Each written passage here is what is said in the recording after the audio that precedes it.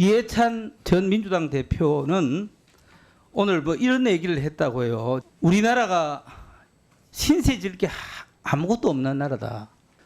분명히 우크라이나는 6.25 참전 국가 맞죠?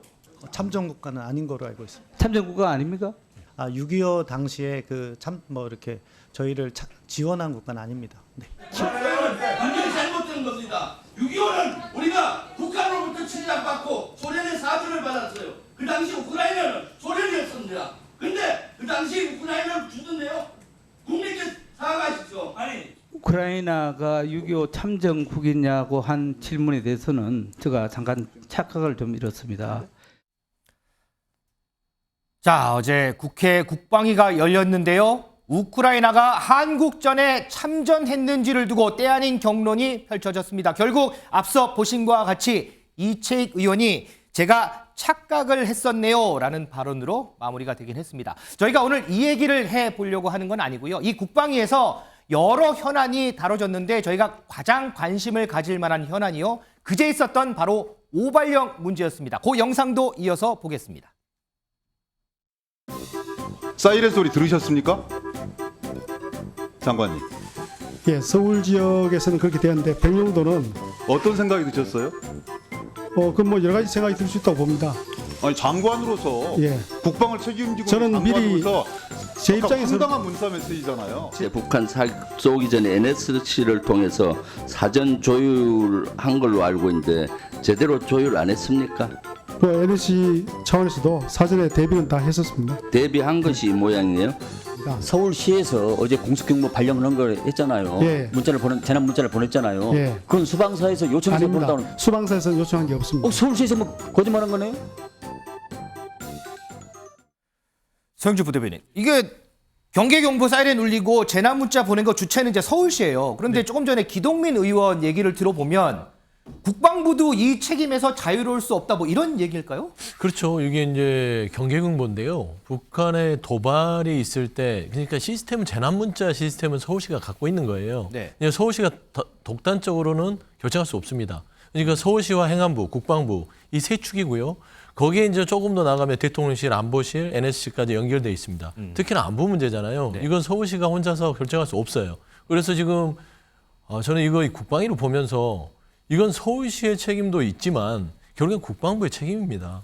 국방부가 이 부분에 대해서 명확하게 지침을 제대로 주지 않았고 시스템이 엉망진창이 된 부분들은 그 안보 라인이 무너졌다라고 볼 수 있는 거예요. 네. 거기에선 자유로울 수 없어요. 그래서 어제 태도들을 보면 뭐 여러 가지 생각이 든다, 뭐 문재인 정부 탓도 하고 하는데요. 이거는 그냥 명백하게 잘못된 겁니다. 그러면은 국민들이 불안하게 했던 부분에서 사과를 하고요. 네. 그다음에 재난 경보 시스템 자체가 좀 부족하다. 특히 일본하고 비교됐잖아요. 네네. 그러니까 일본의 제이얼렛 같은 경우는 2004년에 만들어서 한 4년간 구축을 해서 이번에 동시에 발령이 됐습니다. 그런데 한국에서 발령된 문자와 경계 문자와 이 일본에서 발령된 경계 문자가 아예 질이 달라요. 그러면 그런 걸 좀 보고, 그렇죠. 일본 같은 경우는요, 심지어 어디 어떻게 대피하셔라. 그리고 심지어 미사일이 어떤 방향에서 지금 현재 어떤 상태라는 걸 계속 알려줍니다. 그런데 우리 대한민국 어땠습니까? 그냥 3번 놀라는 문자. 네. 그냥 대피하십시오. 그다음에 오발령입니다. 이런 것만 온 것뿐이에요. 그래서 제가 정말 안타까운 게 국민들이 그냥 놀란 게 아닙니다. 심지어 꼬마들이요, 엄마 이거 우리 오늘 마지막 날이냐 하면서 마지막 날이면 뭐 해야 되냐 이렇게 했던. 아이고. 싫어합니다. 그래서 그 가족이 아침 내내 펑펑 울었다는 얘기를 듣고 나서 국민들이 정말 이렇게 놀랐음에도 불구하고 국방부 장관이 나와서 저런 태도를 보이는 것들은요, 좀 개선해지고 없다. 좀 아쉬움이 큽니다. 김행전 의원도 비슷한 생각이세요? 이번 오발령 문제 정부와 국방부의 책임도 있다.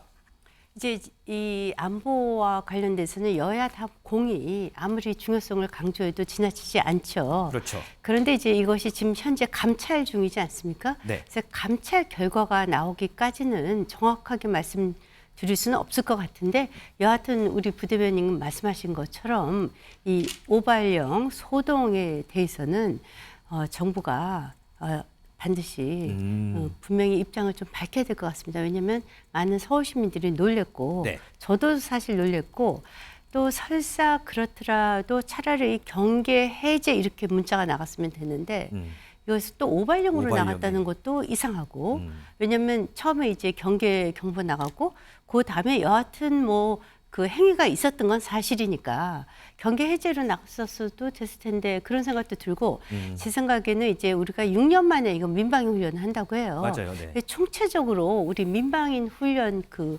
시스템 체제를 좀 재정비할 필요가 있다 그런 생각이 듭니다. 자, 그날 시민들은요, 혼란과 두려움을 함께 느낀 시간이었고요. 그런데 서울시와 행안부는 서로 내탁 공방을 여전히 하고 있습니다. 서울시의 입장을 먼저 좀 들어보죠. 이번 긴급 문자는 현장 실무자의 과잉 대응이었을 수는 있지만 오발령은 아니었다고 판단됩니다. 안전에는 타협이 있을 수 없고 과잉이다 싶을 정도로 대응하는 것이 원칙입니다. 서영주 부대변인, 시민들이 불안함을 느끼는 게 과연 바로 이 점이 아닐까 싶어요. 서울시하고 행안부하고 아유 죄송합니다. 다음부터 저희가 똑바로 하도록 정말 정비 잘 해서 다음부터 국민들 불안함, 두려움 없도록 하겠습니다라고 하면 되는데 서로 뭐 누가 먼저 잘 했느니 해석을 잘 했느니 이 문제 갖고 자꾸 싸우잖아요. 그러니까 제 말씀이 그겁니다. 정부라는 것은 국민에게 안정감을 줘야 됩니다. 그렇죠. 또 실수할 수도 있어요.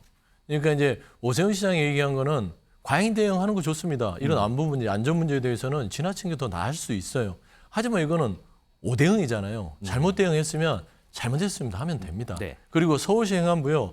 본인들이 서로 내탁 공방하는데 국민들은 얼마나 화가 나겠어요. 보고 그렇죠. 있으면. 그러면은 이거는 내탁 공방을 보여주기보다는 저희가 총체적으로 시스템 정비가 잘 안 됐다.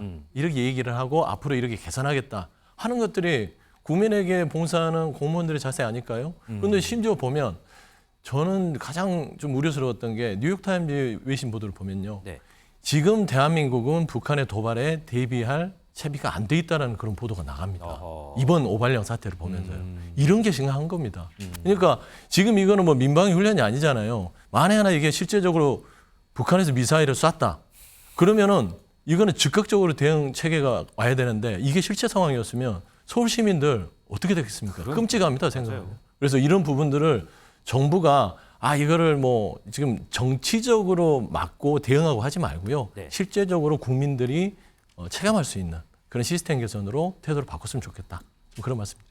민지수 기자, 지금 비판 지금 이틀 지났는데도 계속 나오잖아요. 그래서 총리실이 행안부하고 서울시 감찰하겠다고 하는데 어떤 부분들 좀 들여다보겠다는 거예요? 네, 일단 총리실 그제 서울실 상대로 밤샘 조사에 나섰습니다. 예, 특히 행안부가 오발령이다라고 정정을 한 이후에도 네. 서울시가 경계 경보 해제, 이 재난 문제로 굳이 알린 배경을 구체적으로 따져 물었다라고 하는데요. 이와 함께 앞으로는 총리실 행안부 관련 부서를 상대로도 조사 계획을 통보한 상태입니다.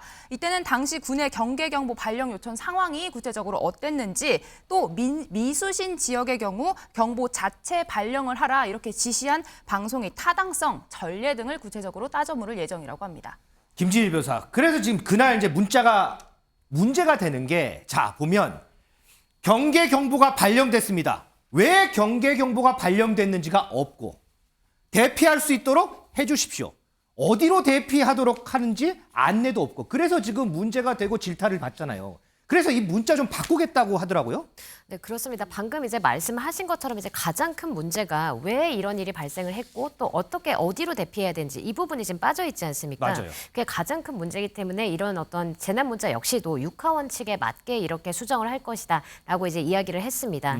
그리고 이제 더욱이 이제 그 우리 지금 현재로서는 재난 문자가 글자 수가 90이 이제 최대가 아니라 이제 미국처럼 이제 157글자까지 이제 늘릴 수 있다고 하는데 지금은 90자까지밖에 안 들어가는 그렇죠, 거예요. 맞습니다. 근데 그렇게 할 수 있는 어떤 기술적인 바탕은 되는데, 근데 네. 이제 문제는 행안부에서 만약에 그렇게 이제 글자 수를 늘려서 발송을 하면 네. 뭐 3G 핸드폰이라던가 일부 핸드폰에는 전송이 안 될 수도 있고, 아니면 또 전송이 늦을 수도 있고, 그렇기 때문에 그런 부분에 대해서는 이제 조금 더 고민을 해보겠다라고 이제 이야기를 했지만, 그럼에도 불구하고 육하 원칙에 맞게 이제 조금 더 쓰겠다 이런 부분에 대해서는 이견이 전혀 없습니다. 자, 김행전 의원. 근데 저는 이게 처음 듣네요. 이게 어쨌든 자세하게 하려면 글자 수를 좀 많이 하고 해야 되는데 지금 현재는 글자 수가 이제 90자밖에 안 들어가고 아까 뭐 얘기를 들어보니까 이거 뭐 127자 뭐 이만큼 좀 늘리는 기술은 된다고 하는데 근데 또 뭐 통신 환경 이런 것 때문에 글자 수 늘리면 이게 좀 늦게 가고 뭐 이런 문제가 있고 이건 좀 해결해야 될 것 같아요.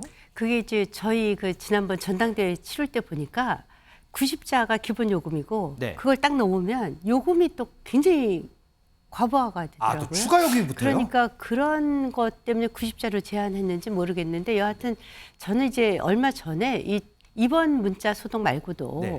어떤 문제점이 제기가 됐었냐면 혹시 받아보셨는지 모르겠는데 예컨대 이제 뭐 부산에서 노인 한 분이 실종됐다. 이걸 서울에 있는 사람들도 다 받아요. 맞아요. 네, 예전에 그러니까 그랬었어요. 예. 그것 갖고도 이제 지역별로 좀 쪼개자. 네. 이렇게 전국에 다 보내지 말고. 그러니까 뭐 이렇게 재난 문자나 뭐 실종 문자 이런 거 보면 깜짝깜짝 놀리거든요. 특히 전에 이제 코로나 걸릴 때 이제 뭐 예를 들면 충청북도에 코로나가 발생했는데 서울 사는 시민들한테 그러니까. 문자 오고 막 그랬잖아요. 네, 그래서 차제에 뭐 저는 여야가 이 부분과 관련해서는 이견이 없다고 생각을 해요. 차제에 전체적으로 국가 그 경보 태세에 대한 재정비에 착수하는 계기가 됐으면 좋겠다.